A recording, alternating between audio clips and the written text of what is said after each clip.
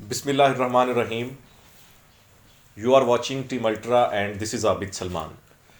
اور 2020 ایک ایسا سال تھا پوری دنیا کے لیے جس نے پوری دنیا کو چونکا دیا، اور ہماری کہہ لیں کہ تاریخ کا ایک بدترین سال تھا، جس میں ایک چائنا کے شہر ووہان سے ایک ایسا وائرس پیدا ہوا جس نے اب تک لاکھوں یعنی کہ 18,60,000 سے زیادہ جانیں لیں، اور بہت زیادہ پوری دنیا کو مفلوج کر دیا. دنیا کا کاروبار، ہر ملک کی اکنامک سٹیبلٹی اور سارے سیکٹرز کو بہت زیادہ متاثر کیا، جو ابھی بھی اس کے حالات کنٹرول میں نہیں ہیں. آج بھی دیکھا جائے تو برطانیہ میں جو ہے وہ 6 ہفتے کے لیے مکمل لاک ڈاؤن پھر سے کر دیا گیا. اب دوسری طرف دیکھیں، 2021 کا یہ پہلا ویک ہے اور ہم لوگ آج بات کریں گے پاکستان کی. پاکستان کے لیے بھی 2021 کا سٹارٹ انتہائی افسوس کے ساتھ بتانا پڑ رہا ہے کہ بالکل بھی اچھا نہیں ہے. اس میں اگر ہم لوگ دیکھیں تو پہلے ہی ہفتے میں بڑے ہی 3 افسوسناک واقعات جو ہیں وہ پیش آئے ہیں. 3 ٹاپکس کے اوپر آج ہم لوگ بات کریں گے. تینوں کے اوپر سب سے پہلے تو بات کریں گے مچھ انسیڈنٹ، جو کہ بلوچستان کا ایک علاقہ ہے مچھ. وہاں پر 11 ہزارہ برادری کے لوگ تھے، 11 لوگ تھے جن کو بڑی بری طرح سے شہید کر دیا گیا.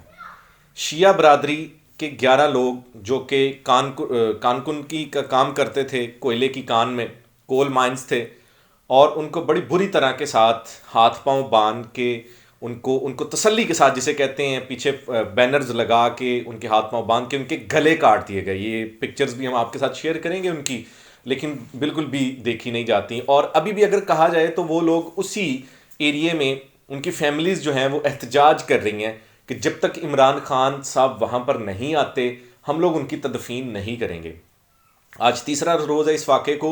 شیخ رشید صاحب بھی وہاں پر گئے ہیں اور انہوں نے فی گھرانے کو، جن کے ایک ہی گھر کے 6 لوگ کو شہید کیا گیا، 5 لوگ الگ گھروں سے تھے اور نوجوان تھے آلموسٹ سارے.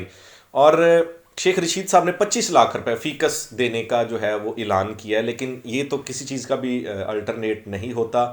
تو باقی اس کے اوپر اگر ہم لوگ بات کریں گے، آپ کو ڈیٹیل سے اگر میں بتاؤں تو یہ دیکھیں، سب سے پہلے اس کے پیچھے بھارت ہے. یہ ہم لوگ بھی بڑے اچھے طریقے سے جانتے ہیں کیونکہ کچھ دن پہلے جو ہماری آرمی ہے، لیویز ہے، ان کے اوپر وہاں پہ حملہ کیا گیا، ان کو شہید کر دیا گیا. اس سے پہلے بھی بلوچستان کے کیا حالات چل رہے تھے.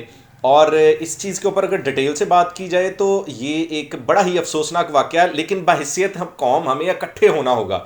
ایز اے مسلمز ہمیں ایک اتحاد چاہیے. جیسا کہ دیکھیں، فرانس کے جو پریزیڈنٹ تھے انہوں نے کس طرح، میکرون نے گستاخانہ شاکوں کا جو تھے خاکوں کا، وہ انہوں نے حکم دیا کہ مطلب سرکاری سطح کے اوپر ان کو لگایا جائے. لیکن جب ہمارے سارے کے سارے مسلمان اکٹھے ہوئے، اس کو بالکل بھی آئیڈیا نہیں تھا. ان کو یہ تھا یہ سنی ہیں، شیعہ ہیں، وہابی ہیں، دیوبندی ہیں، یہ سارے الگ الگ فرقوں میں بٹے ہوئے ہیں اور یہ کسی بھی پیج کے اوپر اکٹھے نہیں ہو سکتے. یہ تو ایک دوسرے کو قتل کرنے والے لوگ ہیں. لیکن اگر غور سے دیکھا جائے تو جب ہم سارے مسلمان ایک پیج کے اوپر اکٹھے ہوئے تو ان کی بولتی نہ صرف بند ہوئی اور وہ گھبرا گئے.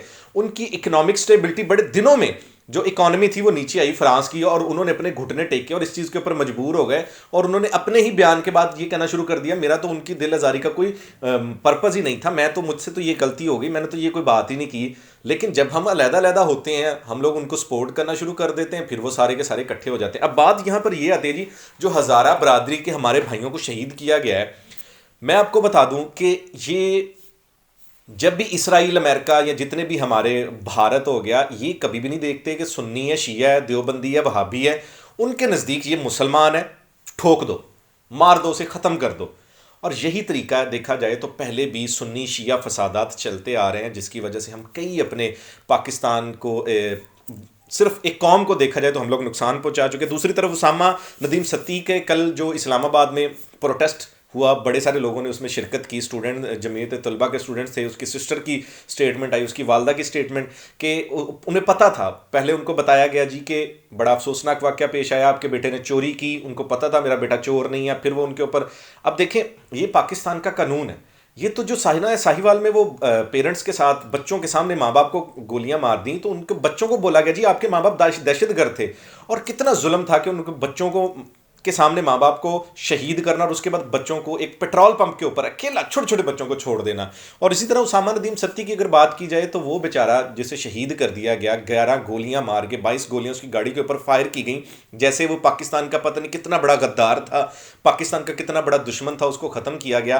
اور اس کے بارے میں اب سٹیٹمنٹس پولیس کی طرف سے یہ آ گئیں جی وہ آئس اسمگلر تھا، وہ گاڑی جو تھی وہ نان کسٹم تھی اور اس وجہ سے اس کو ہم لوگوں نے کیا. تو اس کے لیے انصاف کی ہم لوگ اپیل کرتے ہیں. سب لوگ بالکل دکھ میں برابر کے شریک ہیں، ہزارہ بھائی بھی اور اسامہ ندیم ستی بھی.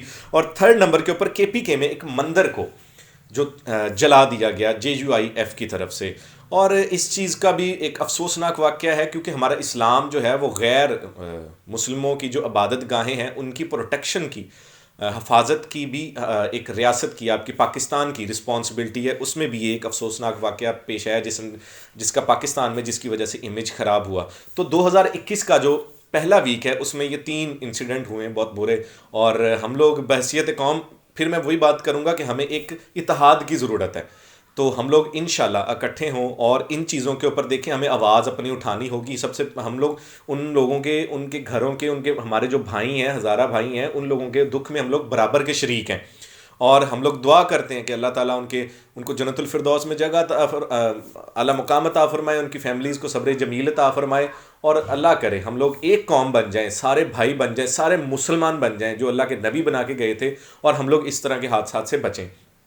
اور مزید ویڈیوز کے لیے ہمارے چینل کو سبسکرائب ضرور کیجیے گا، اور ویڈیو کو کائنڈلی زیادہ سے زیادہ شیئر کریں تاکہ اس میسیج کو ہم لوگ ہر بندے تک پہنچا سکیں. Thank you so much.